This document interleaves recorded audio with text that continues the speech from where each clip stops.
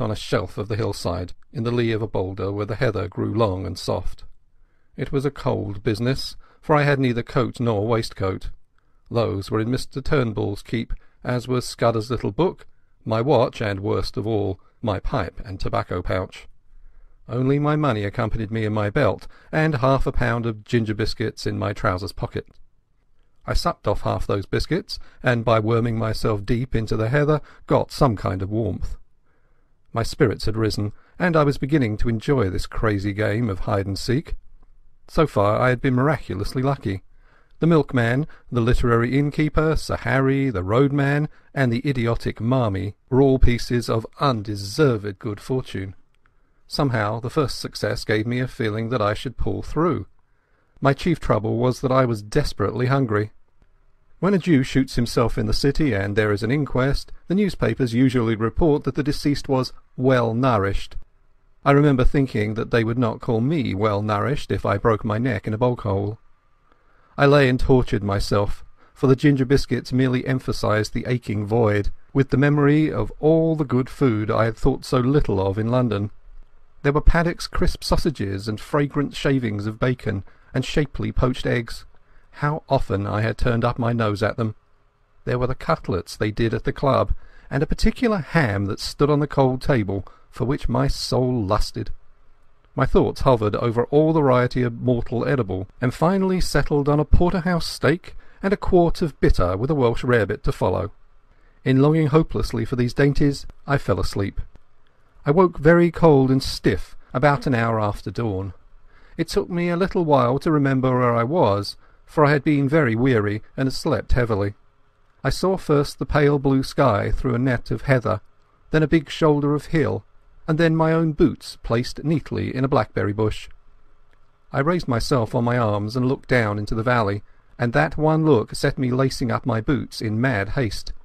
For there were men below, not more than a quarter of a mile off, spaced out on the hillside like a fan, and beating the heather. Marmee had not been slow in looking for his revenge. I crawled out of my shelf into the cover of a boulder, and from it gained a shallow trench which slanted up the mountain face. This led me presently into the narrow gully of a burn, by which way I scrambled to the top of the ridge. From there I looked back and saw that I was still undiscovered. My pursuers were patiently quartering the hillside and moving upwards. Keeping behind the skyline, I ran for maybe half a mile till I judged I was above the uppermost end of the glen. Then I showed myself, and was instantly noted by one of the flankers, who passed the word to the others. I heard cries coming up from below, and saw that the line of search had changed its direction. I pretended to retreat over the skyline, but instead went back the way I had come, and in 20 minutes was behind the ridge overlooking my sleeping place. From that viewpoint I had the satisfaction of seeing the pursuit streaming up the hill at the top of the glen on a hopelessly false scent. I had before me a choice of routes, and I chose a ridge which made an angle with the one I was on, and so would soon put a deep glen between me and my enemies. The exercise had warmed my blood, and I was beginning to enjoy myself amazingly. As I went I breakfasted on the dusty remnants of the ginger biscuits. I knew very little about the country, and I hadn't a notion what I was going to do. I trusted to the strength of my legs, but I was well aware that those behind me would be familiar with the lie of the land, and that my ignorance would be a heavy handicap. I saw in front of me a sea of hills, rising very high towards the south, but northwards breaking down into broad ridges which separated wide and shallow dales. The ridge I had chosen seemed to sink after a mile or two to a moor which lay like a pocket in the uplands. That seemed as good a direction to take as any other. My stratagem had given me a fair start, call it 20 minutes, and I had the width of a glen behind me before I saw the first heads of the pursuers. The police had evidently called in local herds or gamekeepers. They hallooed at the sight of me, and I waved my hand. Two dived into the glen and began to climb my ridge, while the others kept their own side of the hill. I felt as if I were taking part in a schoolboy game of hare and hounds, but very soon it became to seem less of a game. These fellows behind were hefty men on their native heath. Looking back, I saw that only 3 were following direct, and I guessed that the others had fetched a circuit to cut me off. My lack of local knowledge might very well be my undoing, and I resolved to get out of this tangle of glens to the pocket of moor I had seen from the tops. I must so increase my distance as to get clear away from them, and I believed I could do this if I could find the right ground for it. If there had been cover, I would have tried a bit of stalking, but on these bare slopes you could see a fly a mile off. My hope must be in the length of my legs and the soundness of my wind, but I needed easier ground for that, for I was not bred a mountaineer. How I longed for a good Afrikaner pony! I put on a great spurt and got off my ridge and down into the moor before any figures appeared on the skyline behind me. I crossed a burn and came out on a high road which made a pass between two glens. All in front of me was a big field of heather sloping up to a crest which was crowned with an odd feather of trees. In the dyke by the roadside was a gate from which a grass-grown track led over the first wave of the moor. I jumped the dyke and followed it, and after a few hundred yards, as soon as it was out of sight of the highway, the grass stopped, and it became a very respectable road, which was evidently kept with some care. Clearly it ran to a house, and I began to think of doing the same. Hitherto my luck had held, and it might be that my best chance would be found in this remote dwelling. Anyhow, there were trees there, and that meant cover. I did not follow the road, but the burnside which flanked it on the right, where the bracken grew deep, and the high banks made a tolerable screen.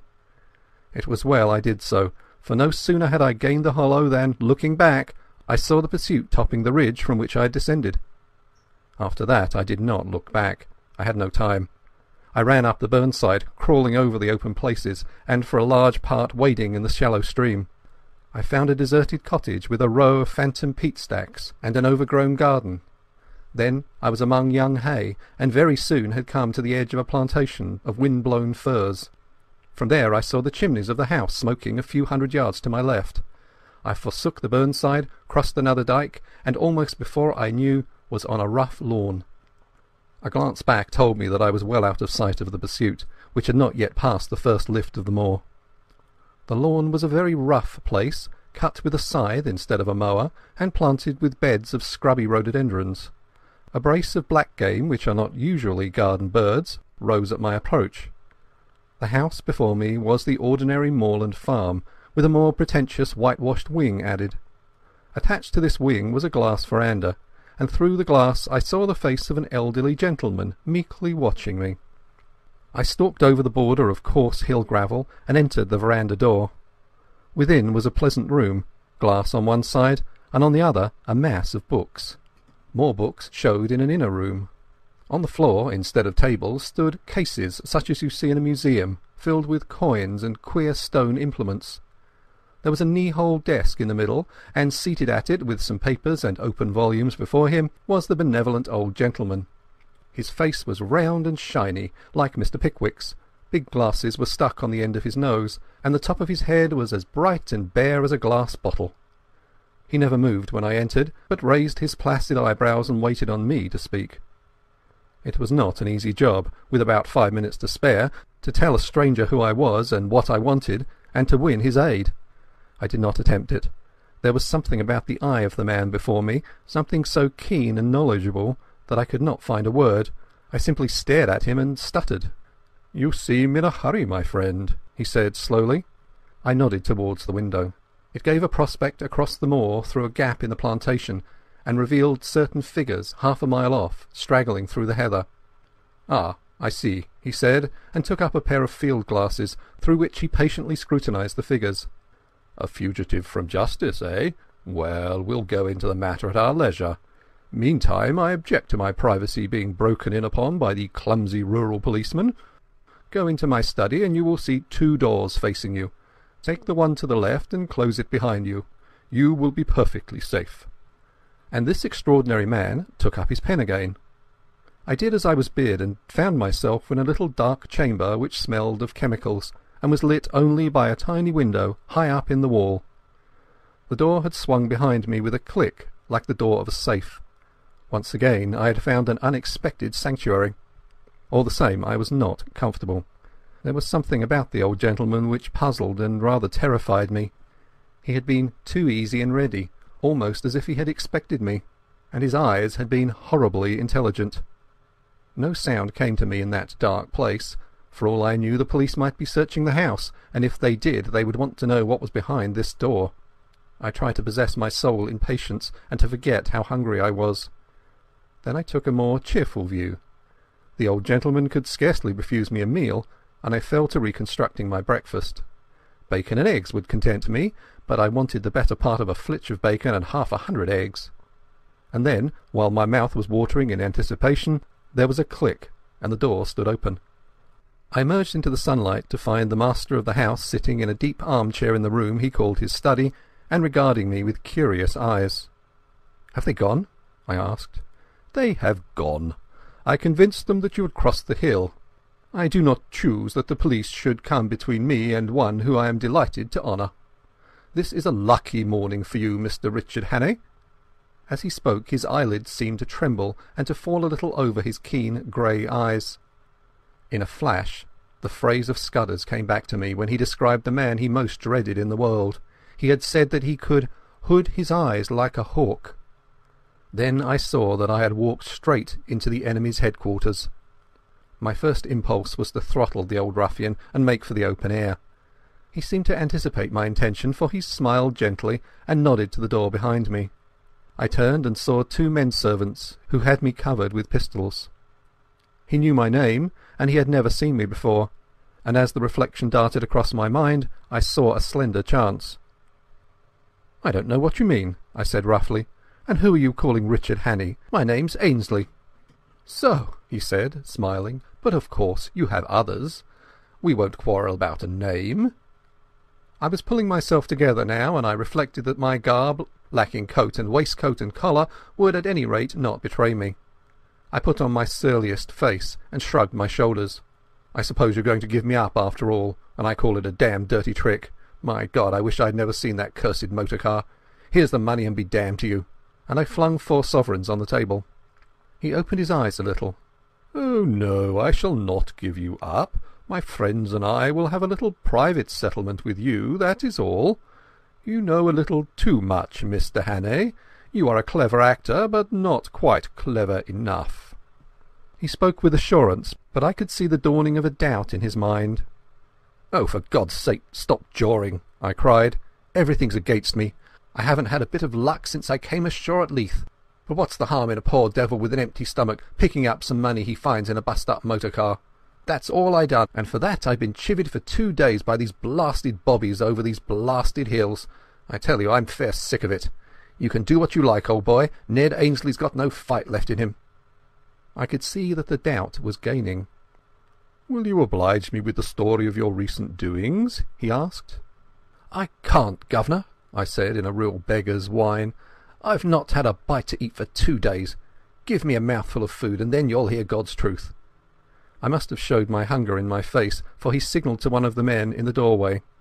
A bit of cold pie was bought and a glass of beer, and I wolfed them down like a pig, or rather like Ned Ainslie, for I was keeping up my character. In the middle of my meal he spoke suddenly to me in German, but I turned on him a face as blank as a stone wall. Then I told him my story, how I had come off an Archangel ship at Leith a week ago and was making my way overland to my brother at Wigton. I'd run short of cash, I hinted vaguely at a spree, and I was pretty well on my uppers when I had come on a hole in a hedge, and looking through had seen a big motor car lying in a burn. I'd poked about to see what was happening, and had found 3 sovereigns lying on the seat and 1 on the floor. There was nobody there, or any sign of an owner, so I had pocketed the cash. But somehow the law had got after me. When I had tried to change a sovereign in a baker's shop, the woman had cried on the police, and a little later, when I was washing my face in a burn, I had been nearly gripped, and had only got away by leaving my coat and waistcoat behind me. "They can have the money back," I cried, "for a fat lot of good it's done me. Those perishers are all down on a poor man. Now, if it had been you, governor, that had found the quids, nobody would have troubled you." "You're a good liar, Hannay," he said. I flew into a rage. "Stop fooling, damn you! I tell you my name's Ainslie, and I never heard of anyone called Hannay in my born days. I'd sooner have the police than you with your Hannays and your monkey-faced pistol tricks. No, governor, I don't mean that. I'm much obliged for you for the grub. I'll thank you to let me go now the coast's clear." It was obvious that he was badly puzzled. You see, he had never seen me, and my appearance must have altered considerably from my photographs, if he had got one of them. I was pretty smart and well dressed in London, and now I was a regular tramp. I do not propose to let you go. If you are what you say you are, you will soon have a chance of clearing yourself. If you are what I believe you are, I do not think you will see the light much longer." He rang a bell, and a third servant appeared from the veranda. "I want the Lancaster in 5 minutes," he said. "There will be 3 to luncheon."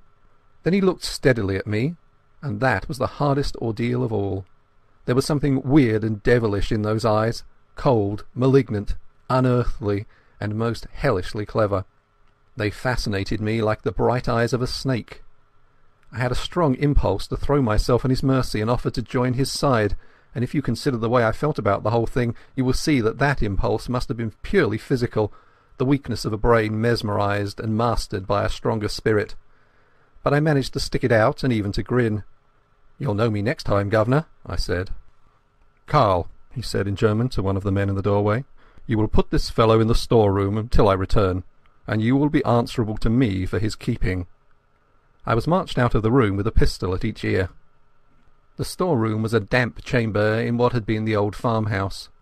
There was no carpet on the uneven floor, and nothing to sit down on but a school form. It was black as pitch, for the windows were heavily shuttered. I made out by groping that the walls were lined with boxes and barrels and sacks of some heavy stuff. The whole place smelled of mould and disuse. My jailers turned the key in the door, and I could hear them shifting their feet as they stood on guard outside. I sat down in the chilly darkness in a very miserable frame of mind. The old boy had gone off in a motor to collect the 2 ruffians who had interviewed me yesterday. Now they had seen me as the roadman, and they would remember me, for I was in the same rig. What was a roadman doing 20 miles from his beat, pursued by the police? A question or 2 would put them on the track. Probably they had seen Mr. Turnbull, probably Marmee too. Most likely they could link me up with Sir Harry, and then the whole thing would be crystal clear. What chance had I in this moorland house with 3 desperadoes and their armed servants? I began to think wistfully of the police, now plodding over the hills after my wraith. They, at any rate, were fellow countrymen and honest men, and their tender mercies would be kinder than these ghoulish aliens. But they wouldn't have listened to me. That old devil with the eyelids had not taken long to get rid of them. I thought he probably had some kind of graft with the constabulary. Most likely he had letters from cabinet ministers saying he was to be given every facility for plotting against Britain. That was the sort of owlish way we run our politics in the old country. The 3 would be back for lunch, so I hadn't got more than a couple of hours to wait. It was simply waiting on destruction, for I could see no way out of this mess. I wished that I had Scudder's courage, for I am free to confess I didn't feel any great fortitude. The only thing that kept me going was that I was pretty furious. It made me boil with rage to think of those 3 spies getting the pull on me like this. I hoped that at any rate I might be able to twist one of their necks before they downed me. The more I thought of it, the angrier I grew, and I had to get up and move about the room. I tried the shutters, but they were the kind that lock with a key, and I couldn't move them. From the outside came the faint clucking of hens in the warm sun. Then I groped among the sacks and boxes. I couldn't open the latter, and the sacks seemed to be full of things like dog biscuits that smelled of cinnamon. But as I circumnavigated the room I found a handle in the wall which seemed worth investigating. It was the door of a wall cupboard, what they call a press in Scotland, and it was locked. I shook it, and it seemed rather flimsy. For want of something better to do, I put out my strength on that door, getting some purchase on the handle by looping my braces round it. Presently the thing gave with a crash, which I thought would bring in my warders to inquire. I waited for a bit, and then started to explore the cupboard shelves. There was a multitude of queer things there. I found an odd vesta or 2 in my trousers pocket, and struck a light. It went out in a second, but it showed me one thing. There was a little stock of electric torches on one shelf. I picked one up and found it was in working order. With the torch to help me I investigated further. There were bottles and cases of queer-smelling stuffs, chemicals no doubt for experiments, and there were coils of fine copper wire and yanks of a thin oiled silk.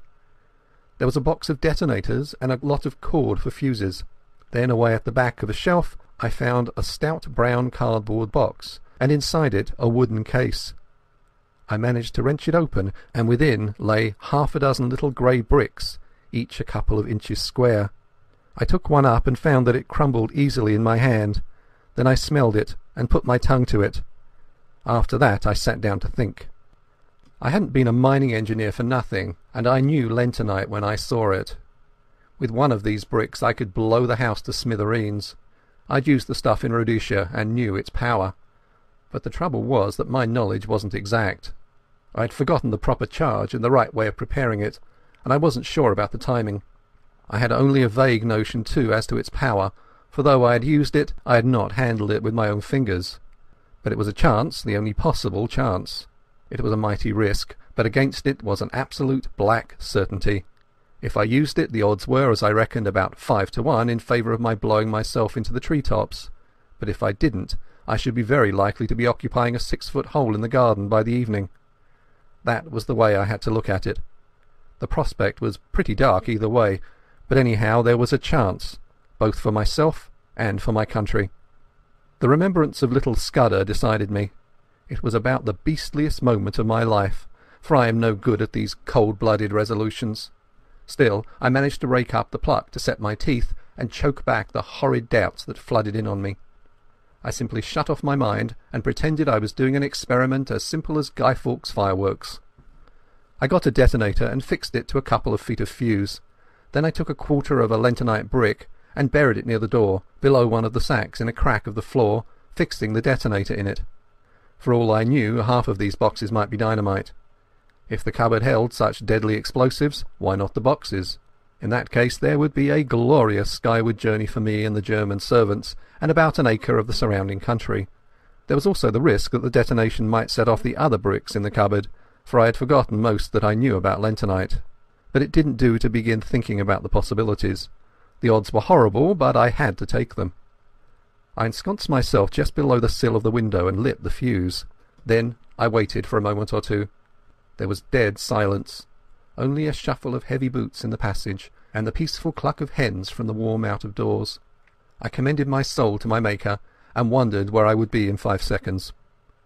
A great wave of heat seemed to surge upwards from the floor and hang for a blistering instant in the air.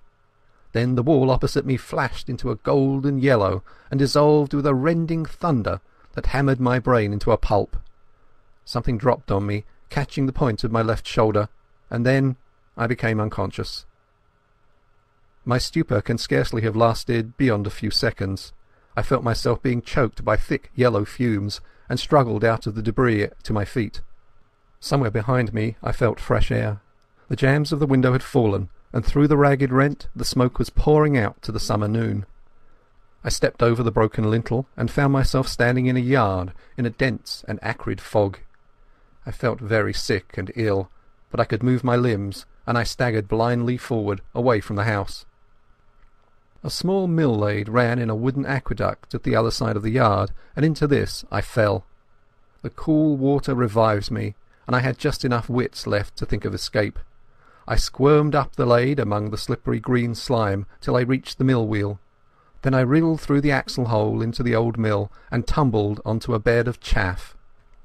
A nail caught the seat of my trousers, and I left a wisp of heather mixture behind me. The mill had been long out of use. The ladders were rotten with age, and in the loft the rats had gnawed great holes in the floor. Nausea shook me, and a wheel in my head kept turning, while my left shoulder and arm seemed to be stricken with the palsy. I looked out of the window and saw a fog still hanging over the house, and smoke escaping from an upper window. Please God I had set the place on fire, for I could hear the confused cries coming from the other side. But I had no time to linger, since this mill was obviously a bad hiding place. Anyone looking for me would naturally follow the lade, and I made certain the search would begin as soon as they found that my body was not in the storeroom. From another window I saw that on the far side of the mill stood an old stone dovecot. If I could get there without leaving tracks I might find a hiding place, for I argued that my enemies, if they thought I could move, would conclude that I had made for open country, and would go seeking me on the moor. I crawled down the broken ladder, scattering chaff behind me to cover my footsteps. I did the same on the mill floor, and on the threshold where the door hung on broken hinges. Peeping out I saw that between me and the dovecot was a piece of bare cobbled ground, where no footmarks would show. Also it was mercifully hid by the mill buildings from any view from the house. I slipped across the space, got into the back of the dovecot and prospected a way of ascent. That was one of the hardest jobs I ever took on. My shoulder and arm ached like hell, and I was so sick and giddy that I was always on the verge of falling, but I managed it somehow. By the use of outjutting stones and gaps in the masonry and a tough ivy root, I got to the top in the end. There was a little parapet behind which I found a space to lie down. Then I proceeded to go into an old-fashioned swoon. I woke with a burning head and the sun glaring in my face. For a long time I lay motionless, for these horrible fumes seemed to have loosened my joints and dulled my brain. Sounds came to me from the house, men speaking throatily, and the throbbing of a stationary car. There was a little gap in the parapet to which I wriggled, and from which I had some sort of prospect of the yard. I saw figures come out, a servant with his head bound up, then a younger man in knickerbockers. They were looking for something, and moved towards the mill.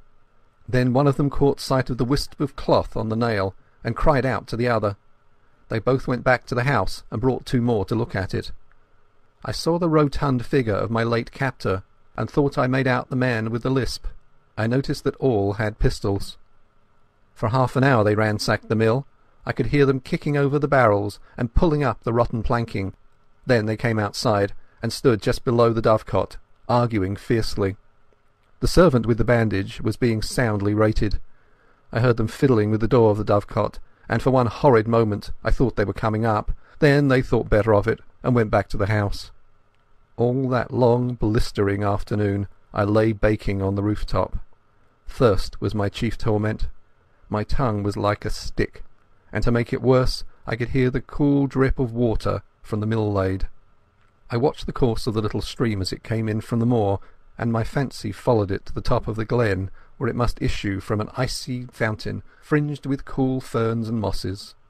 I would have given £1,000 to plunge my face into that. I had a fine prospect of the whole ring of moorland. I saw the car speed away with two occupants, and a man on a hill pony riding east. I judged they were looking for me, and I wished them joy of their quest. But I saw something else more interesting. The house stood almost on the summit of a swell of moorland which crowned a sort of plateau, and there was no higher point nearer than the big hills 6 miles off. The actual summit, as I have mentioned, was a biggish clump of trees, firs mostly, with a few ashes and beeches. On the dovecot I was almost on a level with the tree-tops, and could see what lay beyond. The wood was not solid, but only a ring, and inside was an oval of green turf, for all the world like a big cricket field. I didn't take long to guess what it was. It was an aerodrome, and a secret one. The place had been most cunningly chosen, for suppose anyone were watching an airplane descending here, he would think it had gone over the hills beyond the trees. As the place was on the top of a rise in the midst of a big amphitheatre, any observer from any direction would conclude it had passed out of view behind the hill. Only a man very close at hand would realize that the aeroplane had not gone over but had descended in the midst of the wood. An observer with a telescope on one of the higher hills might have discovered the truth, but only herds went there, and herds do not carry spyglasses. When I looked from the dovecot I could see far away a blue line which I knew was the sea, and I grew furious to think that our enemies had this secret conning tower to rake our waterways. Then I reflected that if that aeroplane came back, the chances were 10 to 1 that I would be discovered. So through the afternoon I lay and prayed for the coming of darkness, and glad I was when the sun went down over the big western hills and the twilight haze crept over the moor. The aeroplane was late. The gloaming was far advanced when I heard the beat of wings, and saw it volplaning down toward its home in the wood. Lights twinkled for a bit, and there was much coming and going from the house. Then the dark fell, and silence. Thank God it was a black night. The moon was well on its last quarter, and would not rise till late. My thirst was too great to allow me to tarry, so about 9 o'clock, so far as I could judge, I started to descend. It wasn't easy, and halfway down I heard the back door of the house open, and saw the gleam of a lantern against the mill wall. For some agonizing minutes I hung by the ivy and prayed that whatever it was would not come round by the dovecot. Then the light disappeared, and I dropped as softly as I could onto the hard soil of the yard. I crawled on my belly in the lee of a stone dyke till I reached the fringe of trees which surrounded the house. If I had known how to do it, I would have tried to put that aeroplane out of action, but I realized that any attempt would probably be futile. I was pretty certain that there would be some kind of defence round the house, so I went through the woods on hands and knees, feeling carefully every inch before me. It was as well, for presently I came on a wire about 2 feet from the ground. If I had tripped over that, it would doubtless have rung some bell in the house, and I would have been captured. 100 yards further on I found another wire cunningly placed on the edge of a small stream. Beyond that lay the moor, and in 5 minutes I was deep in bracken and heather. Soon I was round the shoulder of the rise, in the little glen from which the mill lade flowed. 10 minutes later my face was deep in the spring, and I was soaking down pints of the blessed water. But I did not stop till I had put 6 miles between me and that accursed dwelling. End of Chapter 6. The Adventure of The 39 Steps by John Buchan. Chapter 7. The Dry Fly Fisherman. I sat down on a hilltop and took stock of my position. I wasn't feeling very happy, for my natural thankfulness at my escape was clouded by my severe bodily discomfort. Those lentonite fumes had fairly poisoned me, and the baking hours on the dovecot hadn't helped matters. I had a crushing headache, and felt as sick as a cat. Also my shoulder was in a bad way. At first I thought it was only a bruise, but it seemed to be swelling, and I had no use of my left arm.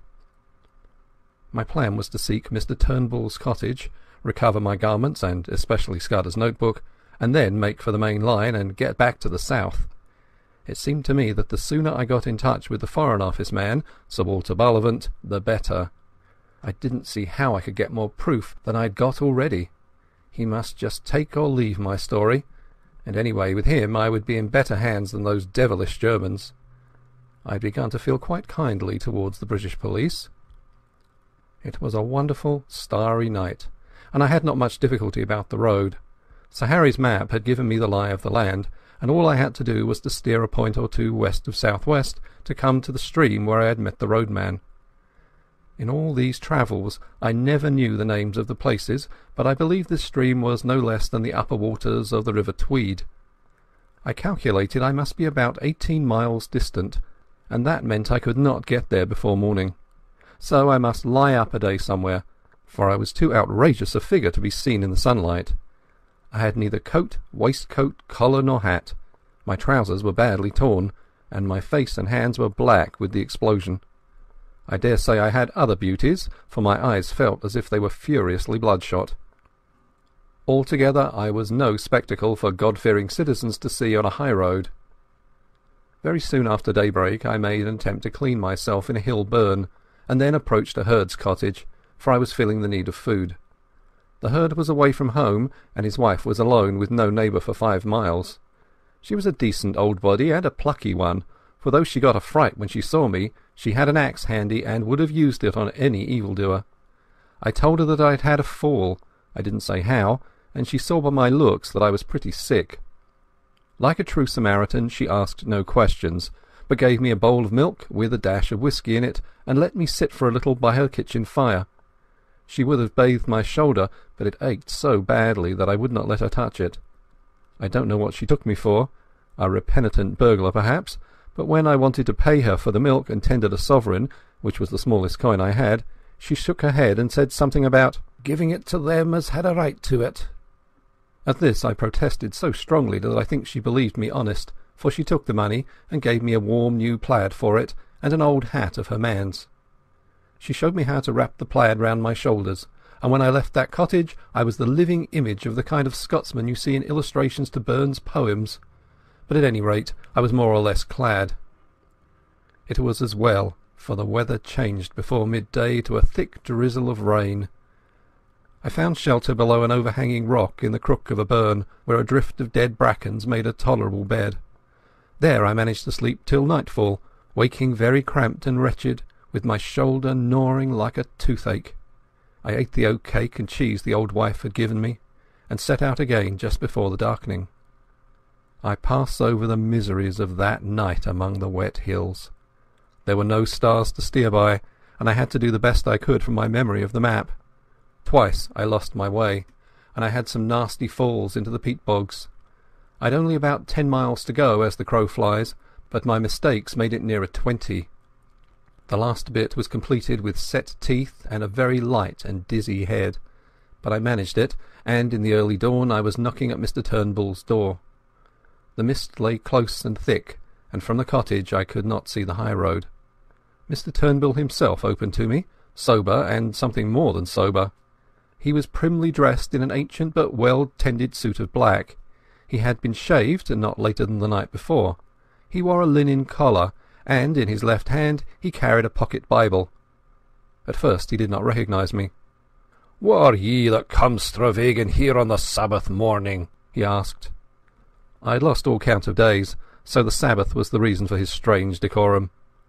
My head was swimming so wildly that I could not frame a coherent answer, but he recognised me and saw that I was ill. "Have you got my specs?" he asked. I fetched them out of my trousers pocket and gave him them. "You'll come for your jacket and waistcoat," he said. "Come in by. Losh, man, you're terrible doon i' the legs. Haud up till I get ye to a chair." I perceived I was in for a bout of malaria. I had a good deal of fever in my bones, and the wet night had brought it out, while my shoulder and the effects of the fumes combined to make me feel pretty bad. Before I knew, Mr. Turnbull was helping me off with my clothes and putting me to bed in one of the 2 cupboards that lined the kitchen walls. He was a true friend in need, that old roadman. His wife was dead years ago, and since his daughter's marriage he lived alone. For the better part of 10 days he did all the rough nursing I needed. I simply wanted to be left in peace while the fever took its course, and when my skin was cool again I found that the bout had more or less cured my shoulder. But it was a baddish go, and though I was out of bed in 5 days, it took me some time to get my legs again. He went out each morning, leaving me milk for the day and locking the door behind him, and came in the evening to sit silent in the chimney corner. Not a soul came near the place. When I was getting better he never bothered me with a question. Several times he fetched me 2-days-old Scotsmen, and I noticed the interest in the Portland Place murder seemed to have died down. There was no mention of it, and I could find very little about anything except a thing called the General Assembly, some ecclesiastical spree, I gathered. One day he produced my belt from a lock-fast drawer. "There's a terrible heap of siller in it," he said. "You'd better count it to see it's all there." He never even inquired my name. I asked him if anybody had been around making inquiries subsequent to my spell at the road-making. "Aye, there was a man in a motor car. He sped where he had taken my place that day, and I let on I thocht him daft. But he kept on at me, and syne he mun be thinking, oh my good brother fae the church that whiles lent me a hun. He was a wersh-looking soul, and I could not understand the half of his English tongue." I was getting pretty restless those last days, and as soon as I felt myself fit I decided to be off. That was not till the 12th day of June, and as luck would have it, a drover went past that morning taking some cattle to Moffat. He was a man named Hislop, a friend of Turnbull's, and he came in to his breakfast with us and offered to take me with him. I made Turnbull accept £5 for my lodging, and a hard job I had of it. There was never a more independent being. He grew positively rude when I pressed him, and shy and red, and took the money at last without a thank you. When I told him how much I owed him, he grunted something about "a good turn deserving another." You would have thought from our leave-taking that we had parted in disgust. Hislop was a cheery soul who chattered all the way over the pass and down the sunny vale of Annan. I talked of Galloway markets and sheep prices, and he made up his mind that I was a pack shepherd from those parts, whatever that may be. My plaid and my old hat, as I have said, gave me a fine theatrical Scots look. But driving cattle is a mortally slow job, and we took the better part of the day to cover a dozen miles. If I had not had such an anxious heart, I would have enjoyed that time. It was shining blue weather, with a constantly changing prospect of brown hills and far green meadows, and a continual spund of larks and curlews and falling streams. But I had no mind for the summer, and little for Hislop's conversation, for as the fateful 15th of June grew near, I was overweighted with the lifeless difficulties of my enterprise. I got some dinner in a humble Moffat public house, and walked the 2 miles to the junction on the main line. The night express for the south was not due till midnight, and to fill up the time I went up on the hillside and fell asleep, for the walk had tired me. I all but slept too long, and had to run to the station and catch the train with 2 minutes to spare. The feel of the hard third-class cushions and the smell of stale tobacco cheered me up wonderfully. At any rate, I felt now that I was getting to grips with my job. I was decanted at Crewe in the small hours and had to wait till 6 to get a train for Birmingham. In the afternoon I got to Reading and changed into a local train which journeyed into the deeps of Berkshire. Presently I was in a land of lush water meadows and slow reedy streams. About 8 o'clock in the evening, a weary and travel-stained being, a cross between a farm labourer and a vet, with a checkered blue and white plaid over his arm, for I did not dare to wear it south of the border, descended at the little station of Ayres Tinswell.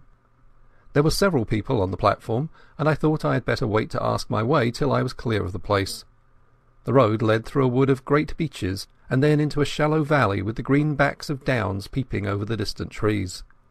After Scotland the air smelled heavy and flat, but infinitely sweet, for the limes and chestnuts and lilac bushes were domes of blossom. Presently I came to a bridge, below which a clear slow stream flowed between snowy beds of water buttercups. A little above it was a mill, and the lasher made a pleasant cool sound in the scented dusk. Somehow the place soothed me and put me at my ease. I fell to whistling as I looked into the green depths, and the tune which came to my lips was Annie Laurie. A fisherman came up from the waterside, and as he neared me he too began to whistle. The tune was infectious, for he followed my suit. He was a huge man in untidy old flannels and a wide-brimmed hat with a canvas bag slung on his shoulder. He nodded to me, and I thought I had never seen such a shrewder or better-tempered face. He leaned his delicate 10-foot split-cane rod against the bridge and looked with me at the water. "Clear, isn't it?" he said pleasantly. "I back our Kennet any day against the test. Look at that big fellow, 4 pounds if he's an ounce. But the evening rise is over, and you can't tempt 'em." "I don't see him," said I.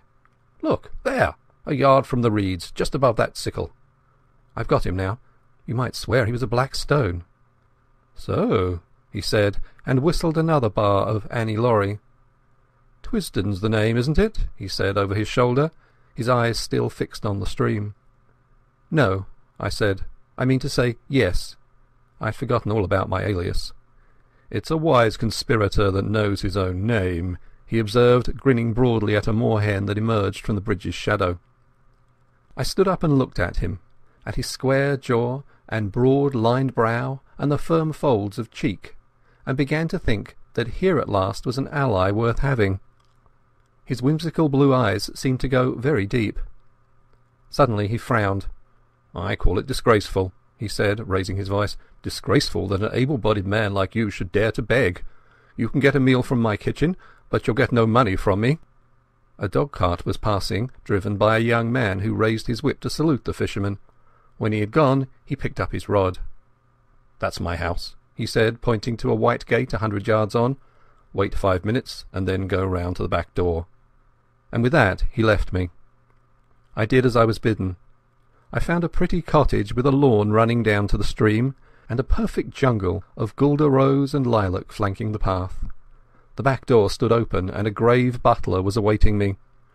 "Come this way, sir," he said, and he led me along a passage and up a back staircase to a pleasant bedroom looking towards the river. There I found a complete outfit laid out for me, dress clothes with all the fixings, a brown flannel suit, shirts, collars, ties, shaving things and hairbrushes, even a pair of patent shoes. "Sir Walter thought as how Mr. Reggie's things would fit you, sir," said the butler. "He keeps some clothes here, for he comes regular on the weekends. There's a bathroom next door, and I've prepared a hot bath. Dinner in half an hour, sir. You'll hear the gong." The grave being withdrew, and I sat down in a chintz-covered easy-chair and gaped. It was like a pantomime to come suddenly out of beggardom into this orderly comfort. Obviously Sir Walter believed in me, though why he did I could not guess. I looked at myself in the mirror and saw a wild, haggard, brown fellow with a fortnight's ragged beard and dust in ears and eyes, collarless, vulgarly shirted, with shapeless old tweed clothes and boots that had not been cleaned for the better part of a month. I made a fine tramp, and a fair drover, and here I was ushered by a prim butler into this temple of gracious ease. And the best of it was that they did not even know my name. I resolved not to puzzle my head, but to take the gifts the gods had provided. I shaved and bathed luxuriously, and got into the dress clothes and clean, crackling shirt, which fitted me not so badly. By the time I had finished, the looking-glass showed a not unpersonable young man. Sir Walter awaited me in a dusky dining-room, where a little round table was lit with silver candles. The sight of him, so respectable and established and secure, the embodiment of law and government and all the conventions, took me aback and made me feel an interloper. He couldn't know the truth about me, or he wouldn't treat me like this. I simply could not accept his hospitality on false pretences. "I'm more obliged to you than I can say, but I'm bound to make things clear," I said. "I'm an innocent man, but I'm wanted by the police. I've got to tell you this, and I won't be surprised if you kick me out." He smiled. "That's all right. Don't let that interfere with your appetite. We can talk about these things after dinner." I never ate a meal with greater relish, for I had had nothing all day but railway sandwiches. Sir Walter did me proud, for we drank a good champagne and had some uncommon fine port afterwards. It made me almost hysterical to be sitting there, waited on by a footman and a sleek butler, and remember that I had been living for 3 weeks like a brigand, with every man's hand against me. I told Sir Walter about tiger fish in the Zambesi that bite off your fingers if you give them a chance, and we discussed sport up and down the globe, for he had hunted a bit in his day. We went to his study for coffee, a jolly room full of books and trophies and untidiness and comfort. I made up my mind that if I ever got rid of this business and had a house of my own, I would create just such a room. Then, when the coffee cups were cleared away and we got our cigars alight, my host swung his long legs over the side of his chair and bade me get started with my yarn. "I've obeyed Harry's instructions," he said, "and the bribe he offered me was that you would tell me something to wake me up. I'm ready, Mr. Hannay." I noticed with a start that he called me by my proper name. I began at the very beginning. I told of my boredom in London, and the night I had come back to find Scudder gibbering on my doorstep. I told him all Scudder had told me about Karolides and the Foreign Office Conference, and that made him purse his lips and grin. Then I got to the murder, and he grew solemn again. He heard all about the milkman and my time in Galloway and my deciphering Scudder's notes at the inn. "You've got them here?" he asked sharply, and drew a long breath when I whipped the little book from my pocket. I said nothing of the contents. Then I described my meeting with Sir Harry and the speeches at the hall. At that he laughed uproariously. "Harry talked dash nonsense, did he? I quite believe it. He's as good a chap as ever breathed, but his idiot of an uncle has stuffed his head with maggots. Go on, Mr. Hannay." My day as roadman excited him a bit. He made me describe the two fellows in the car very closely, and seemed to be raking back in his memory. He grew merry again when he heard of the fate of that ass Jopley, but the old man in the moorland house solemnized him again. Again I had to describe every detail of his appearance. "Bland and bald-headed, and hooded his eyes like a bird. He sounds a sinister wildfowl. And you dynamited his hermitage after he had saved you from the police. Spirited piece of work, that." Presently I reached the end of my wanderings. He got up slowly and looked down at me from the hearthrug. "You may dismiss the police from your mind," he said. "You're in no danger from the law of this land." "Great Scott!" I cried. "Have they got the murderer?" "No, but for the last fortnight they have dropped you from the list of possibilities." "Why?" I asked in amazement. "Principally because I received a letter from Scudder. I knew something of the man, and he did several jobs for me. He was half crank, half genius, but he was wholly honest. The trouble about him was his partiality for playing a lone hand. That made him pretty well useless in any secret service. A pity, for he had uncommon gifts. I think he was the bravest man in the world, for he was always shivering with fright, and yet nothing would choke him off. I had a letter from him on the 31st of May. But he had been dead a week by then. The letter was written and posted on the 23rd. He evidently did not anticipate an immediate decease. His communications usually took a week to reach me. for they were sent under cover to Spain and then to Newcastle. He had a mania, you know, for concealing his tracks." "What did he say?" I stammered. "Nothing. Merely that he was in danger, but had found shelter with a good friend, and that I would hear from you before the 15th of June. He gave me no address, but said he was living near Portland Place. I think his object was to clear you if anything happened. When I got it, I went to Scotland Yard, went over the details of the inquest, and concluded that you were the friend. We made inquiries about you, Mr. Hannay, and found you were respectable. I thought I knew the motives for your disappearance. Not only the police, the other one too, and when I got Harry's scrawl I guessed at the rest. I've been expecting you any time this past week." You can imagine what a load this took off my mind. I felt a free man once more, for I was now up against my country's enemies only, and not my country's law. "Now, let's have the little notebook," said Sir Walter. It took us a good hour to work through it. I explained the cipher, and he was jolly quick at picking it up. He amended my reading of it on several points, but I think I had been fairly correct on the whole. His face was very grave before he had finished, and he sat silent for a while. "I don't know what to make of it," he said at last. "He's right about one thing, what is going to happen the day after tomorrow. How the devil can it have got known?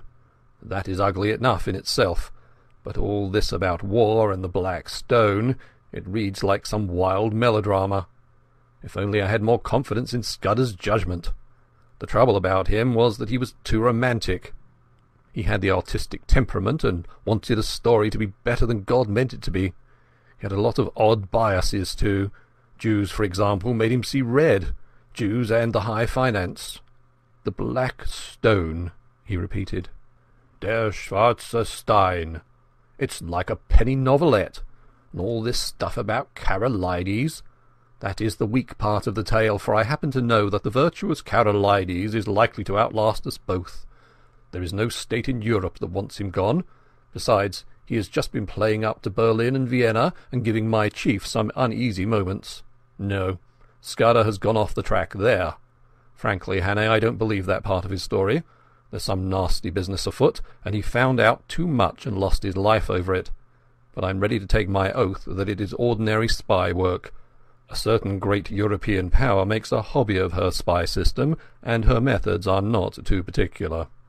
Since she pays by piecework, her blackguards are not likely to stick at a murder or two.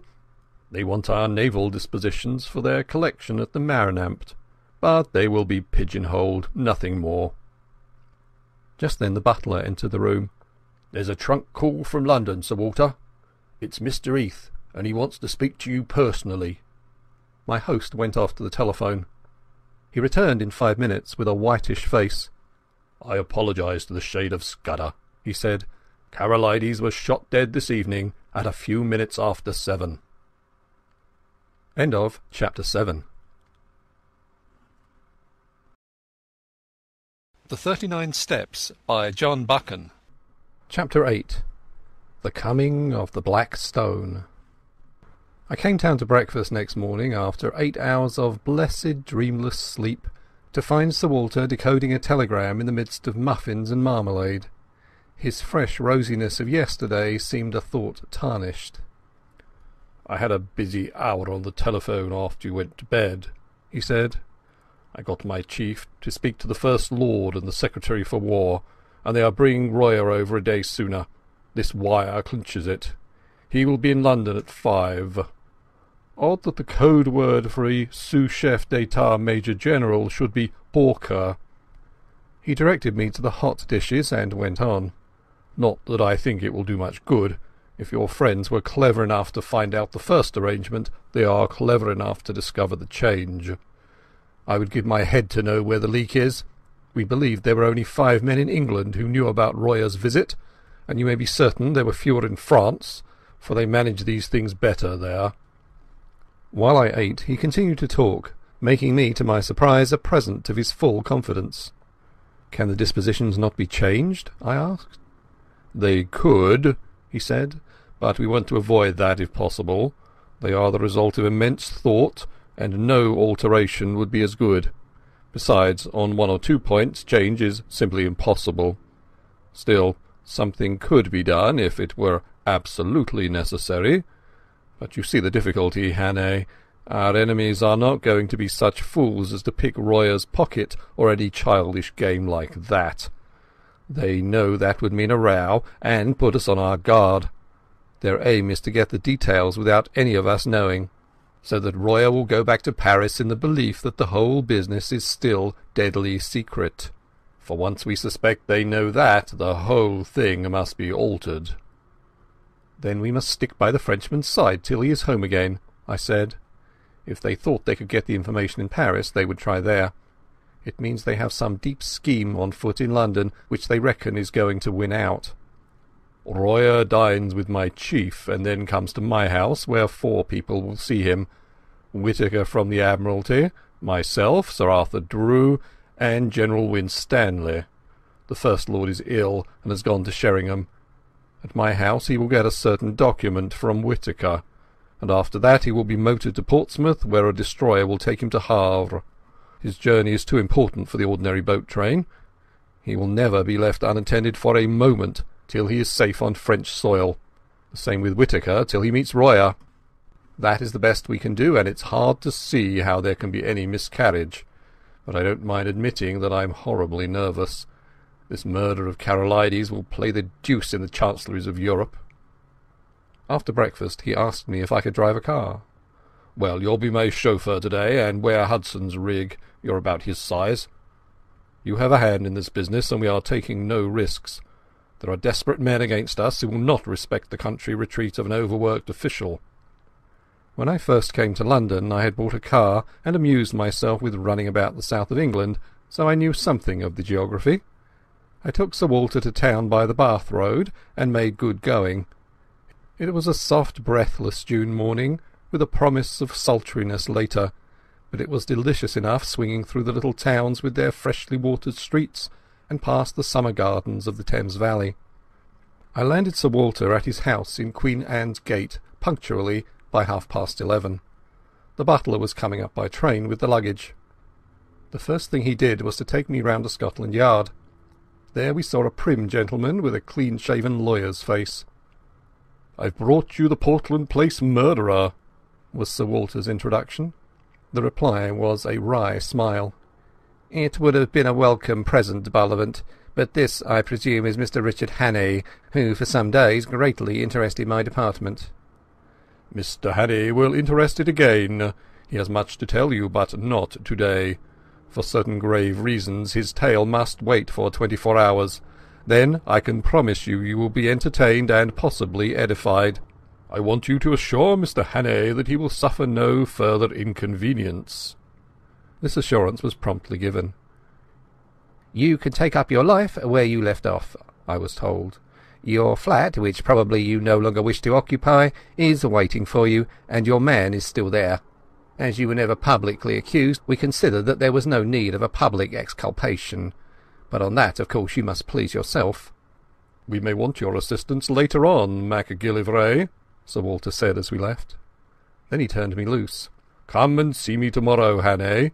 I needn't tell you to keep deadly quiet. If I were you I would go to bed, for you must have considerable arrears of sleep to overtake. You had better lie low, for if one of your Blackstone friends saw you there might be trouble." I felt curiously at a loose end. At first it was very pleasant to be a free man, able to go where I wanted without fearing anything. I had only been a month under the ban of the law, and it was quite enough for me. I went to the Savoy and ordered very carefully a very good luncheon, and then smoked the best cigar the house could provide. But I was still feeling nervous. When I saw anybody look at me in the lounge, I grew shy, and wondered if they were thinking about the murder. After that I took a taxi and drove miles away up into North London. I walked back through the fields and lines of villas and terraces, and then slums and mean streets, and it took me pretty near 2 hours. All the while my restlessness was growing worse. I felt that great things, tremendous things, were happening or were about to happen, and I, who was the cogwheel of the whole business, was out of it. Roya would be landing at Dover. Sir Walter would be making plans with the few people in England who were in the secret, and somewhere in the darkness the Black Stone would be working. I felt the sense of danger and impending calamity, and I had the curious feeling too that I alone could avert it, alone could grapple with it. But I was out of the game now. How could it be otherwise? It was not likely that cabinet ministers and admiralty lords and generals would admit me to their councils. I actually began to wish that I could run up against one of my three enemies. That would lead to developments. I felt that I wanted enormously to have a vulgar scrap with those gentry, where I could hit out and flatten something. I was rapidly getting into a very bad temper. I didn't feel like going back to my flat. That had to be faced some time, but as I still had sufficient money, I thought I would put it off till next morning and go to a hotel for the night. My irritation lasted through dinner, which I had at a restaurant in Jermyn Street. I was no longer hungry, and let several courses pass untasted. I drank the best part of a bottle of Burgundy, but it did nothing to cheer me. An abominable restlessness had taken possession of me. Here was I, a very ordinary fellow with no particular brains, and yet I was convinced that somehow I was needed to help this business through, that without me it would all go to blazes. I told myself it was sheer silly conceit, that 4 or 5 of the cleverest people living, with all the might of the British Empire at their back, had the job in hand. Yet I couldn't be convinced. It seemed as if a voice kept speaking in my ear, telling me to be up and doing, or I would never sleep again. The upshot was that at about 9:30 I made up my mind to go to Queen Anne's Gate. Very likely I would not be admitted, but it would ease my conscience to try. I walked down Jermyn Street, and at the corner of Duke Street passed a group of young men. They were in evening dress and had been dining somewhere, and were going on to a music hall. One of them was Marmaduke Jopley. He saw me and stopped short. "My God, the murderer!" he cried. "Here, you fellows, hold him! That's Hannay, the man who did the Portland Place murder!" He gripped me by the arm, and the others crowded around. I wasn't looking for any trouble, but my ill temper made me play the fool.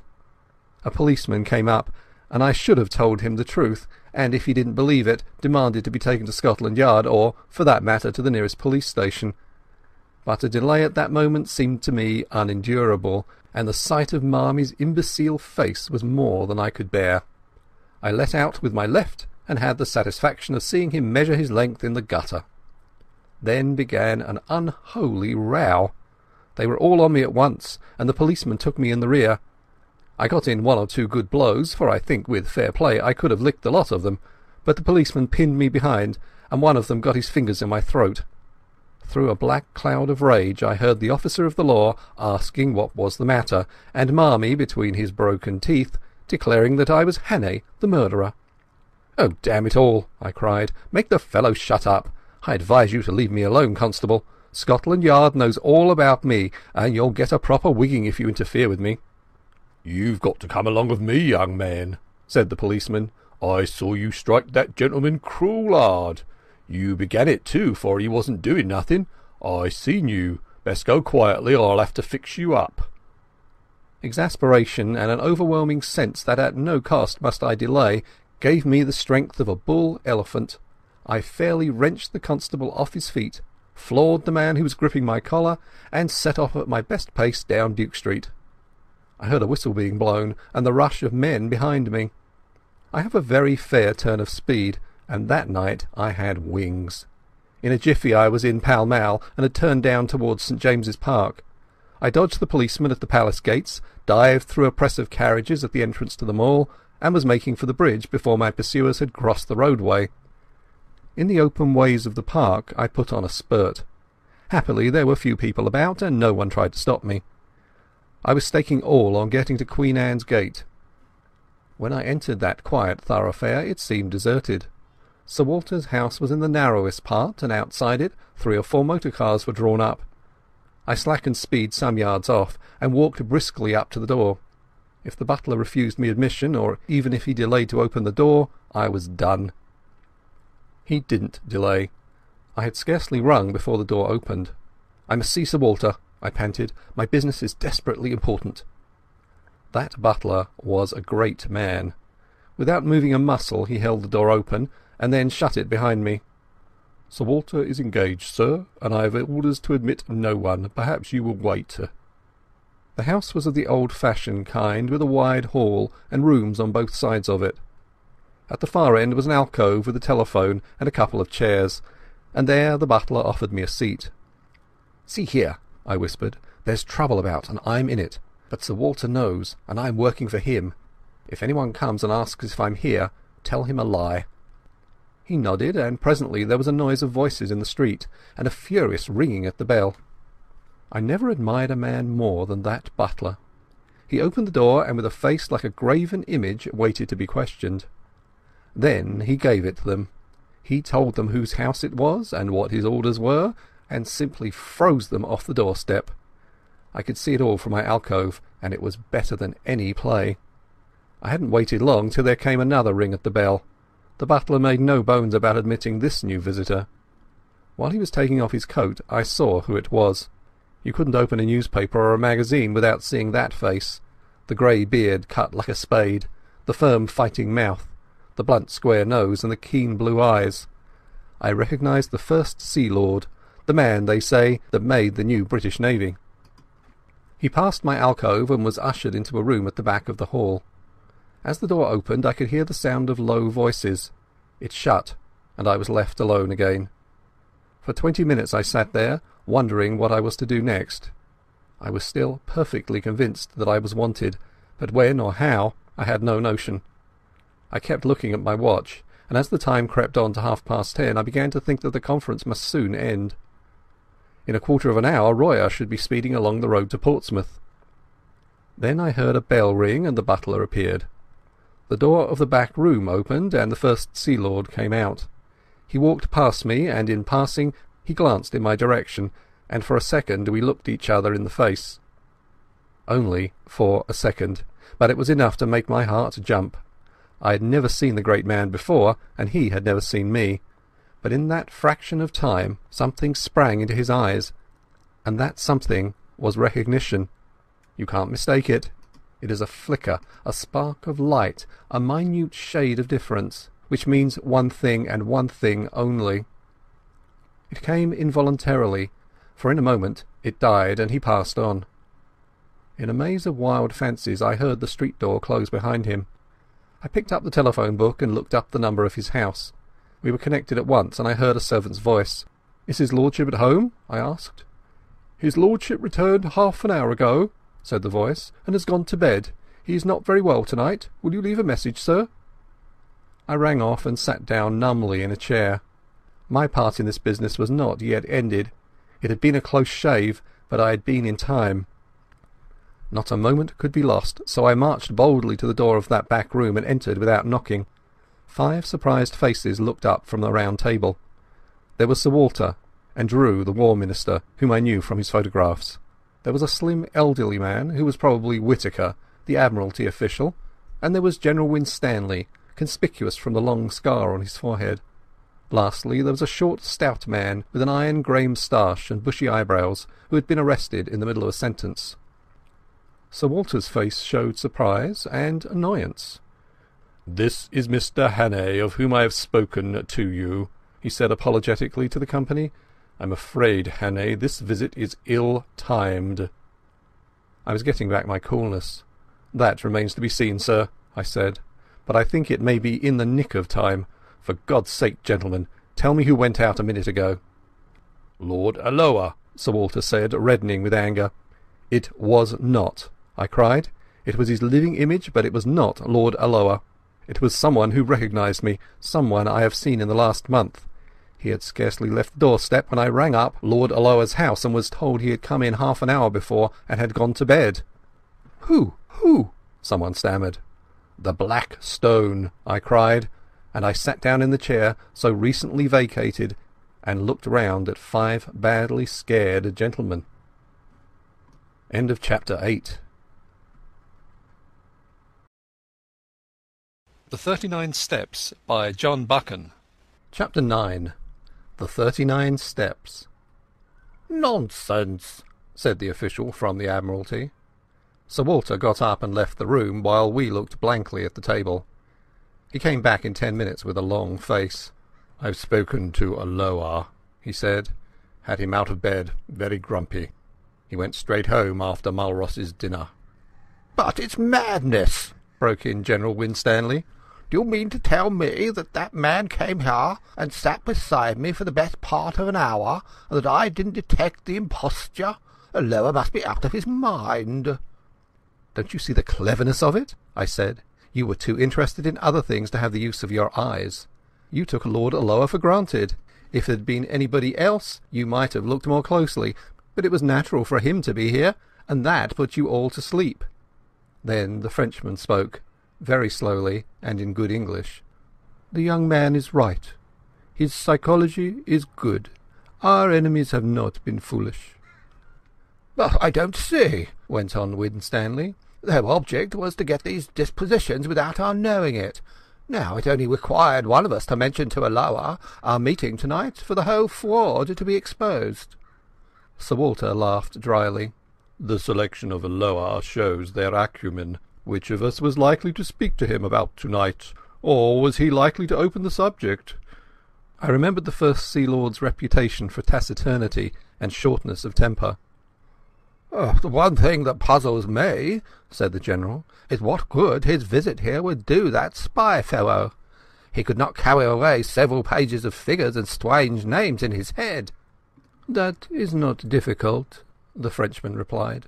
"A good spy is trained to have a photographic memory, like your own Macaulay. You noticed he said nothing, but went through these papers again and again. I think we may assume that he has every detail stamped on his mind. When I was younger, I could do the same trick." "Well, I suppose there's nothing for it but to change the plans," said Sir Walter ruefully. Whittaker was looking very glum. "Did you tell Lord Alloa what had happened?" he asked. "No. I can speak with absolute assurance, but I'm nearly certain that we can't make any serious change unless we alter the geography of England." "Another thing must be said." It was Royer who spoke. "I talked freely when that man was here. I have told him something of the military plans of my government. I was permitted to say so much, but that information would be worth many millions to our enemies. No, my friends, I see no other way. The man who came here and his confederates must be taken, and taken at once." "Good God!" I cried. "And we have not a rag of a clue." "Besides," said Whittaker, "there is the post. By this time the news will be on its way." "No," said the Frenchman, "you do not understand the habits of the spy. He receives personally his reward, and he delivers personally his intelligence. We in France know something of the breed. There is still a chance, mes amis. These men must cross the sea, and there are ships to be searched and ports to be watched. Believe me, the need is desperate for both France and Britain." Royer's grave good sense seemed to pull us together. He was the man of action among fumblers. But I saw no hope in any face, and I felt none. Where among the 50 millions of these islands, and within a dozen hours, were we to lay hands on the 3 cleverest rogues in Europe? Then I had an inspiration. "Where is Scudder's book?" I asked Sir Walter. "Quick, man, I remember something in it." He unlocked the drawer of a bureau and gave it to me. I found the place. 39 steps, I read, and again, 39 steps. I counted them. High tide, 10:17 p.m. The Admiralty man was looking at me as if he thought I had gone mad. "Don't you see, it's a clue!" I cried. "Scudder knew where these fellows laired. He knew where they were going to leave the country, though he kept the name to himself. Tomorrow was the day, and it was some place where high tide was at 10:17. "They may have gone tonight," said someone. "Not them. They have their own snug, secret way, and they won't be hurried. I know Germans, and they are mad about working to a plan. Where the devil can I get a book of tide tables?" Whittaker brightened up. "It's a chance," he said. "Let's go over to the Admiralty." We got into 2 of the waiting motor cars, all but Sir Walter, who went off to Scotland Yard to mobilise Gillivray, so he said. We marched through empty corridors and big bare chambers where the charwomen were busy, till we reached a little room lined with books and maps. A resident clerk was unearthed, who presently fetched from the library the Admiralty tide tables. I sat at the desk, and the others stood round, for somehow or other I had got charge of this outfit. It was no good. There were hundreds of entries, and as far as I could see 1017 might cover 50 places. We had to find some way of narrowing the possibilities. I took my head in my hands and thought there must be some way of reading this riddle. What did Scudder mean by steps? I thought of dock steps, but if he had meant that, I didn't think he would have mentioned the number. It must be some place where there were several staircases, and one marked out from the other by having 39 steps. Then I had a sudden thought, and hunted up all the steamer sailings. There was no boat which left for the continent at 10:17 p.m. Why was high tide important? If it was a harbour, there must be some little place where the tide mattered, or else it was a heavy draught boat. But there was no regular steamer sailing at that hour, and somehow I didn't think they would travel by a big boat from a regular harbour. So it must be some little harbour where the tide was important, or perhaps no harbour at all. But if it was a little port, I couldn't see what the steps signified. There were no sets of staircases at any harbour that I had ever seen.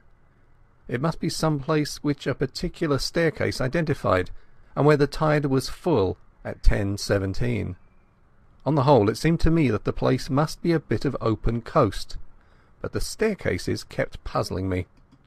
Then I went back to wider considerations. Whereabouts would a man be likely to leave for Germany? A man in a hurry, who wanted a speedy and a secret passage. Not from any of the big harbours, and not from the Channel or the West Coast or the north of Scotland, for remember he was starting from London. I measured the distance on the map and tried to put myself in the enemy's shoes. I should try for Ostend, or Antwerp, or Rotterdam, and I should sail from somewhere on the east coast, between Cromer and Dover. All this was very loose guessing, and I didn't pretend it was ingenious or scientific. I wasn't any kind of Sherlock Holmes. But I've always fancied I had a kind of instinct about questions like this. I don't know if I can explain myself, but I used to use my brains as far as they went, and after they came to a black wall I guessed, and I usually found my guesses pretty right. So I set out all my conclusions on a bit of Admiralty paper. They ran like this. Fairly certain. 1. Place where there are several sets of stairs. One that matters, distinguished by having 39 steps. 2. Full tide at 10:17 p.m, leaving shore only possible at full tide. 3. Steps, not dock steps, and so place probably not harbour. 4. No regular night steamer at 10:17. Means of transport must be a tramp, unlikely, yacht or fishing boat. There my reasoning stopped.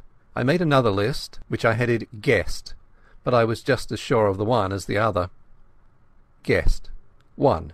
Place not harbour, but open coast. 2. Boat small, trawler, yacht or launch. 3. Place somewhere on east coast, between Cromer and Dover. It struck me as odd that I should be sitting at that desk with a cabinet minister, a field marshal, 2 high government officials and a French general watching me, while from the scribble of a dead man I was trying to drag a secret which meant life or death for us. Sir Walter had joined us, and presently MacGillivray arrived. He had sent out instructions to watch the ports and railway stations for the 3 gentlemen whom I had described to Sir Walter. Not that he or anybody else thought that it would do much good. "Here's the most I can make of it," I said. "We've got to find a place where there are several staircases down to the beach, one of which has 39 steps. I think it's a piece of open coast with biggish cliffs somewhere between the Wash and the Channel. Also, it's a place where full tide is at 10:17 tomorrow night." Then an idea struck me. Is there no Inspector of Coastguards, or some fellow like that, who knows the East Coast? Whittaker said there was, and that he lived in Clapham. He went off in a car to fetch him, and the rest of us sat about the little room and talked of anything that came into our heads. I lit a pipe and went over the whole thing again till my brain grew weary. About 1 in the morning the coastguard man arrived.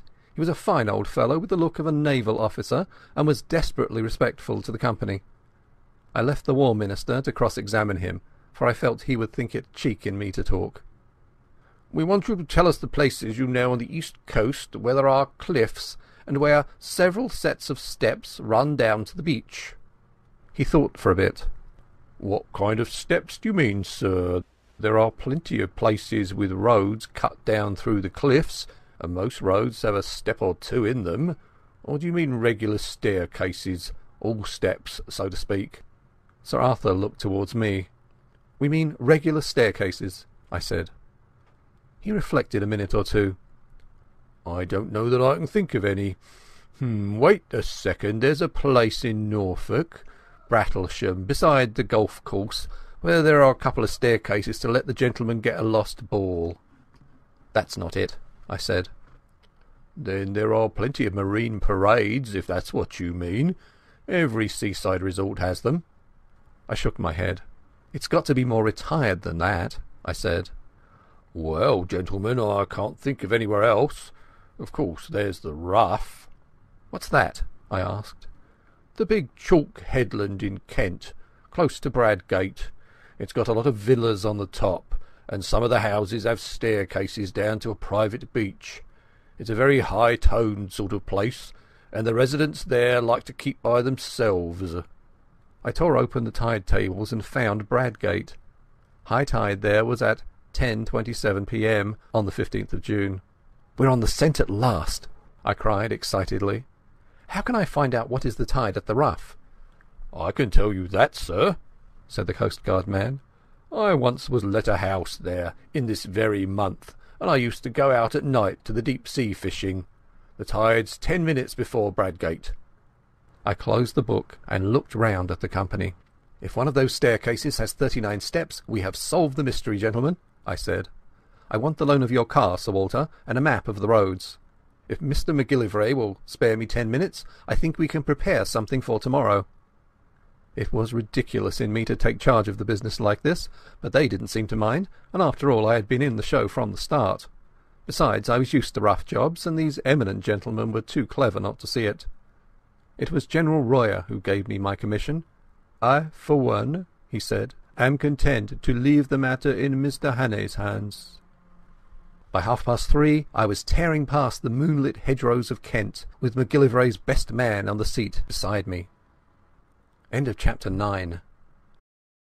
The 39 Steps by John Buchan. Chapter 10. The last chapter.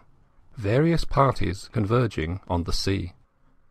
A pink and blue June morning found me at Bradgate, looking from the Griffin Hotel over a smooth sea to the lightship on the Cock Sands, which seemed the size of a bellboy.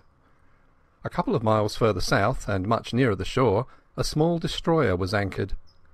Scaife, MacGillivray's man, who had been in the Navy, knew the boat, and told me her name and her commander's, so I sent off a wire to Sir Walter. After breakfast, Scaife got from a house agent a key for the gates of the staircases on the Rough. I walked with him along the sands, and sat down in a nook of the cliffs while he investigated the half-dozen of them. I didn't want to be seen, but the place at this hour was quite deserted, and all the time I was on that beach I saw nothing but the seagulls. It took him more than an hour to do the job, and when I saw him coming towards me, conning a bit of paper, I can tell you my heart was in my mouth. Everything depended, you see, on my guess proving right. He read aloud the number of steps in the different stairs.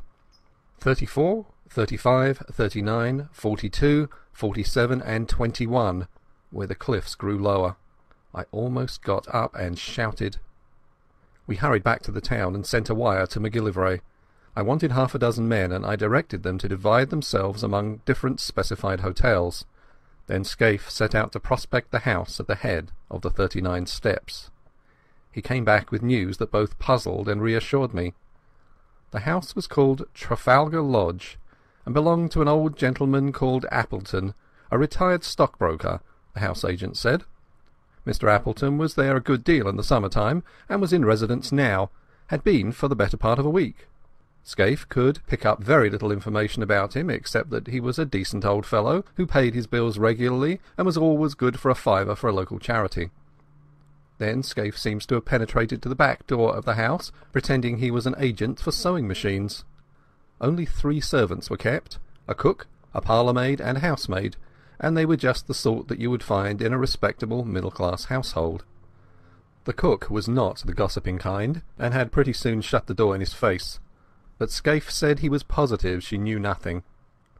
Next door there was a new house building, which would give good cover for observation, and the villa on the other side was to let, and its garden was rough and shrubby. I borrowed Scaife's telescope, and before lunch went for a walk along the rough. I kept well behind the rows of villas, and found a good observation point on the edge of the golf course. There I had a view of the line of turf along the cliff top, with seats placed at intervals, and the little square plots railed in and planted with bushes, whence the staircases descended to the beach. I saw Trafalgar Lodge very plainly. A red brick villa with a verandah, a tennis lawn behind, and in front the ordinary seaside flower garden full of marguerites and scraggly geraniums.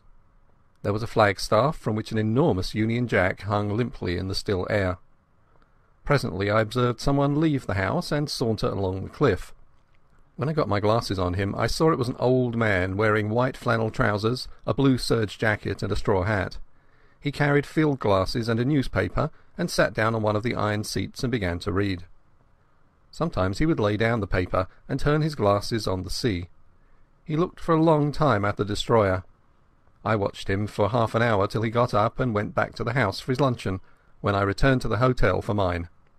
I wasn't feeling very confident. This decent, commonplace dwelling was not what I had expected. The man might be the bald archaeologist of that horrible moorland farm, or he might not. He was exactly the kind of satisfied old bird you will find in every suburb and every holiday place. If you wanted a type of the perfectly harmless person, you would probably pitch on that. But after lunch, as I sat in the hotel porch, I perked up, for I saw the thing I had hoped for and dreaded to miss. A yacht came up from the south and dropped anchor pretty well opposite the Rough.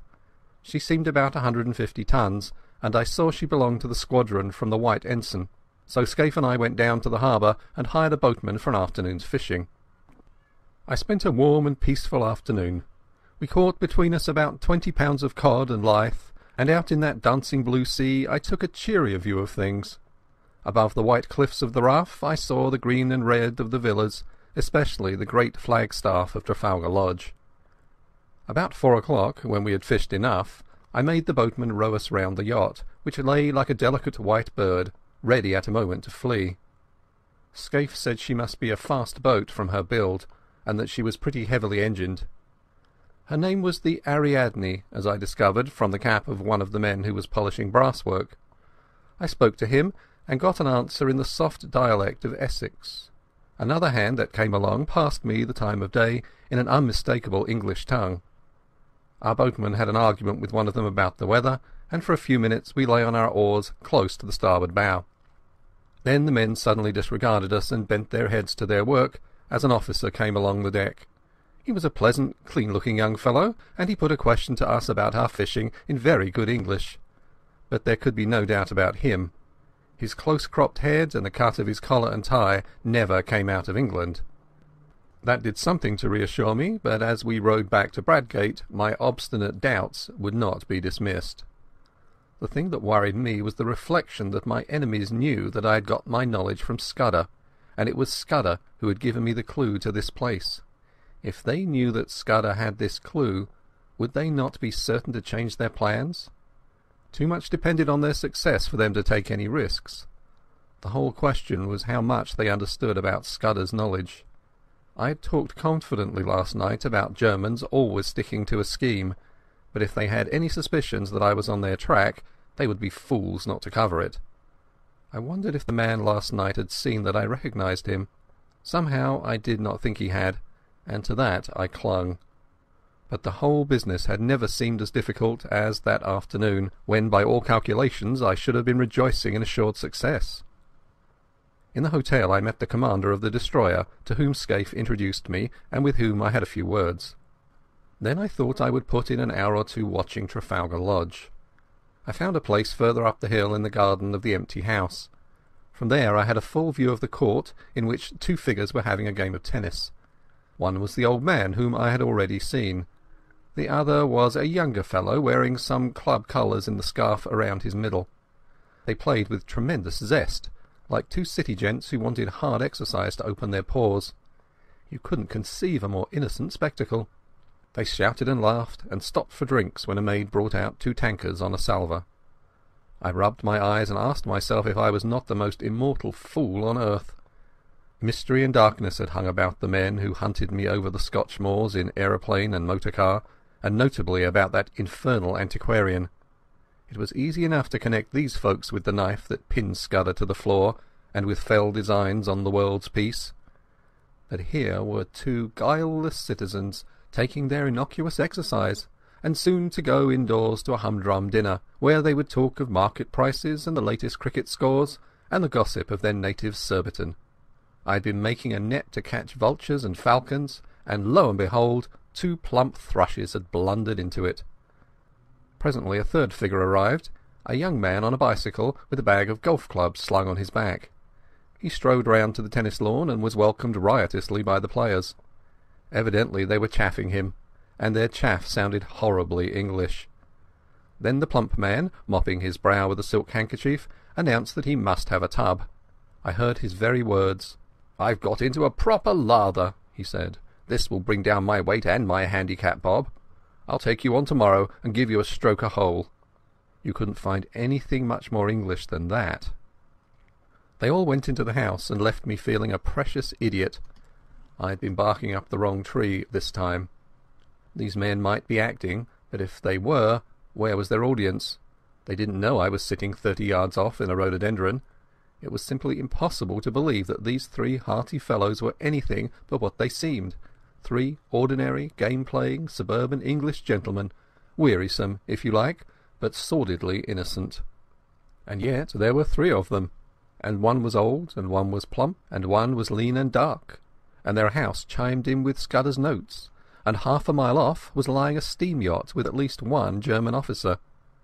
I thought of Karolides lying dead, and all Europe trembling on the edge of an earthquake, and the men I had left behind me in London who were waiting anxiously on the events of the next hours. There was no doubt that hell was afoot somewhere. The Black Stone had won, and if it survived this June night, would bank its winnings. There seemed only one thing to do, go forward as if I had no doubts, and if I was going to make a fool of myself, to do it handsomely. Never in my life have I faced a job with greater disinclination. I would rather in my then mind have walked into a den of anarchists, each with his Browning handy, or faced a charging lion with a pop-gun, than enter the happy home of 3 cheerful Englishmen and tell them that their game was up. How they would laugh at me. But suddenly I remembered a thing I once heard in Rhodesia from old Peter Pinar. I've quoted Peter already in this narrative. He was the best scout I ever knew, and before he turned respectable he had been pretty often on the windy side of the law, when he had been wanted badly by the authorities. Peter once discussed with me the question of disguises, and he had a theory which struck me at the time. He said, barring absolute certainties like fingerprints, mere physical traits were very little use for identification if the fugitive really knew his business. He laughed at things like dyed hair and false beards and such childish follies. The only thing that mattered was what Peter called atmosphere. If a man could get into perfectly different surroundings from those in which he had been first observed and, this is the important part, really play up to those surroundings and behave as if he had never been out of them, he would puzzle the cleverest detectives on earth. And he used to tell a story of how he once borrowed a black coat and went to church and shared the same hymn book with the man that was looking for him. If that man had seen him in decent company before, he would have recognized him, but he had only seen him snuffing the lights in a public house with a revolver. The recollection of Peter's talk gave me the first real comfort I had had that day.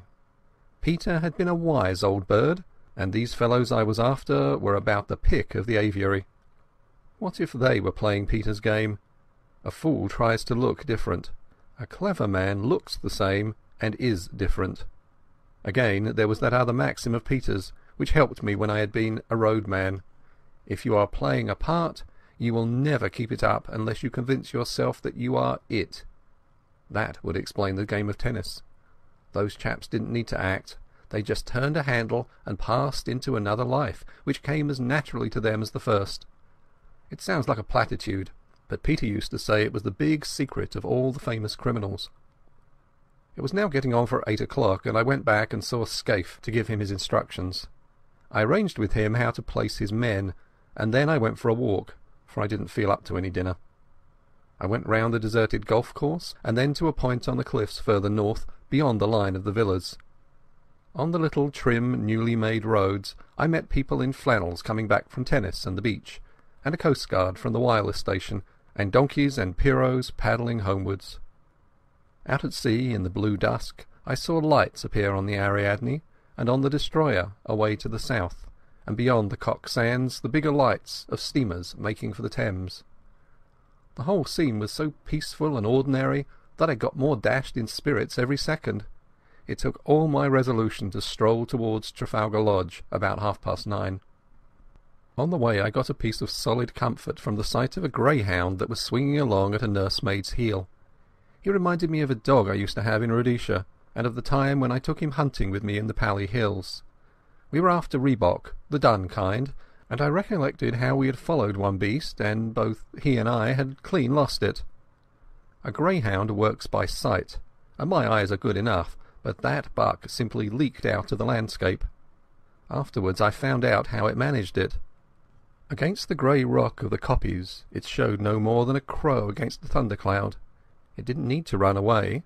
All it had to do was to stand still and melt into the background. Suddenly, as those memories chased across my brain, I thought of my present case and applied the moral. The black stone didn't need to bolt. They were quietly absorbed into a landscape. I was on the right track, and I jammed that down in my mind and vowed never to forget it. The last word was with Peter Pienaar. Scaife's men would be posted now, but there was no sign of a soul.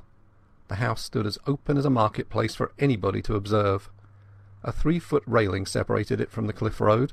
The low sound of voices revealed where the occupants were finishing dinner.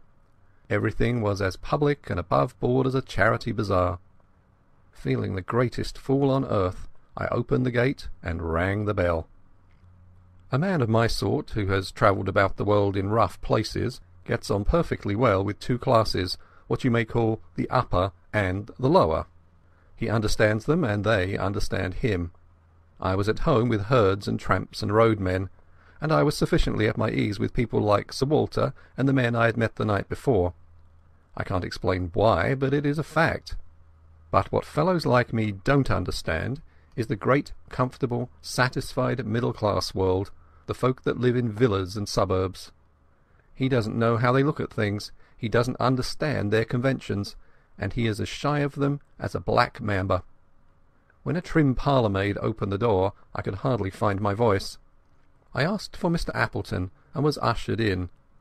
My plan was to walk straight into the dining-room, and by a sudden appearance wake in the men that start of recognition which would confirm my theory.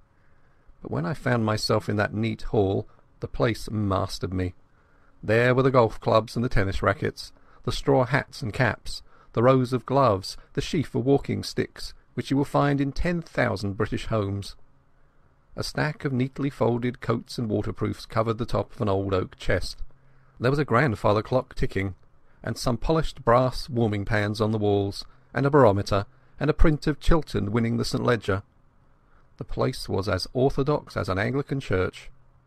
When the maid asked me for my name, I gave it automatically, and was shown into the smoking-room on the right side of the hall. That room was even worse. I hadn't time to examine it, but I could see some framed group photographs above the mantelpiece, and could have sworn they were English public school or college. I had only one glance, for I managed to pull myself together and go after the maid. But I was too late. She had already entered the dining-room and given my name to her master, and I had missed the chance of seeing how the three took it. When I walked into the room, the old man at the head of the table had risen and turned round to meet me. He was in evening dress, a short coat and black tie, as was the other whom I had called in my mind the plump one. The third, the dark fellow, wore a blue serge suit and a soft white collar and the colours of some club or school. The old man's manners were perfect. "Mr. Hannay," he said hesitatingly, "did you wish to see me? One moment, you fellows, and I'll rejoin you. We had better go to the smoking-room." Though I hadn't an ounce of confidence in me, I forced myself to play the game, and pulled up a chair and sat down on it. "I think we've met before," I said, "and I guess you know my business." The light in the room was dim, but so far as I could see their faces they played the part of mystification very well. "Maybe, said the old man. "I haven't a very good memory, but I'm afraid you must tell me your errand, for I really don't know it." "Well then," I said, and all the time I seemed to myself to be talking pure foolishness, "I've come to tell you that the game's up. I have here a warrant for the arrest of you 3 gentlemen." "Arrest?" said the old man, and he looked really shocked. "Arrest? Good God, what for?" "For the murder of Franklin Scudder in London on the 23rd day of last month." "I've never heard the name before," said the old man in a dazed voice. One of the others spoke up. "That was the Portland Place murder. I read about it. Good heavens, you must be mad, sir. Where do you come from?" "Scotland Yard," I said. After that, for a minute, there was utter silence. The old man was staring at his place and fumbling with a nut, the very model of innocent bewilderment. Then the plump one spoke up. He stammered a little, like a man picking his words. "Don't get flustered, uncle," he said. "It's all a ridiculous mistake, but these things happen sometimes, and we can easily set it right. It won't be hard to prove our innocence. I can show that I was out of the country on the 23rd of May, and Bob was in a nursing home. You were in London, but you can explain what you were doing." "Right, Percy, of course, that's easy enough. The 23rd. That was the day after Agatha's wedding. Let me see, what was I doing? I came up in the morning from Woking and lunched at the club with Charlie Simmons. Then, yes, I dined with the fishmongers, I remember, for the punch didn't agree with me and I was seedy the next morning. Hang it all, there's the cigar box I brought back from the dinner." He pointed to an object on the table and laughed nervously. "I think, sir," said the young man, addressing me respectfully, "you will see you are mistaken. We want to assist the law like all Englishmen, and we don't want Scotland Yard to be making fools of themselves. That's so, uncle?" "Certainly, Bob." The old fellow seemed to be recovering his voice. "Certainly, we'll do anything in our power to assist the authorities. But this is a bit too much. I can't get over it." "How Nellie will chuckle," said the plump man.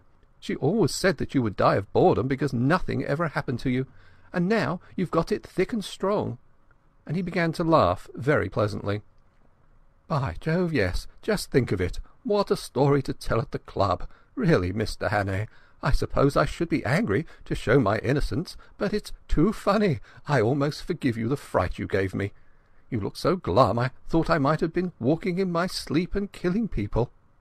It couldn't be acting. It was too confoundedly genuine. My heart went into my boots, and my first impulse was to apologize and clear out.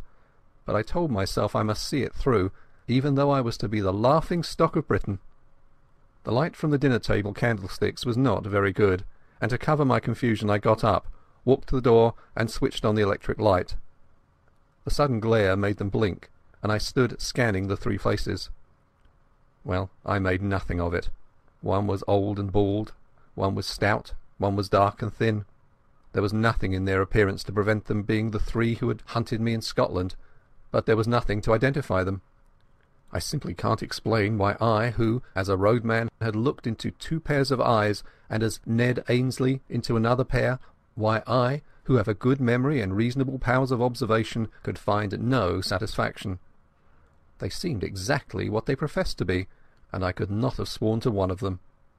There in that pleasant dining-room, with etchings on the walls, and a picture of an old lady in a bib above the mantelpiece, I could see nothing to connect them with the moorland desperadoes. There was a silver cigarette-box beside me, and I saw that it had been won by Percival Appleton, Esquire, of the St. Bede's Club, in a golf tournament. I had to keep firm hold of Peter Pinard to prevent myself from bolting out of that house. "Well," said the old man politely, "are you reassured by your scrutiny, sir?